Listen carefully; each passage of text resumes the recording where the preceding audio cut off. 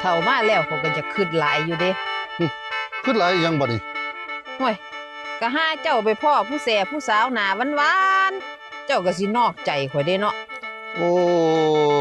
บอกอยู่นี่ว่าเจ้าของเฒ่าย่านนั้นแบบขอยเวลาไปพ่อผู้สาวหน้าหวานๆขอยสิมีกิ๊กมีกักอืมย่านสู่ผู้สาวหน้าหวานมาได้อืมโอ้ยเจ้าจะไปน้อยอกน้อยใจเฒ่าเอ้ยขอยสิบอกให้เด้อเจ้าฟังดีๆเพิ่นเจ้านี่ถึงสิสู่ผู้สาวหน้าหวานบ่ได้แต่ว่าเพิ่นเลือดหวานนี่เจ้าที่หนึ่งหวานนั่นแล้วข่อย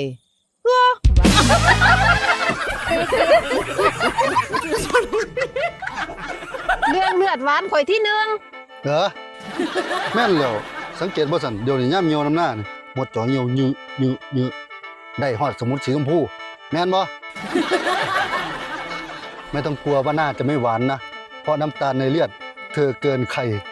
เนาะว้าย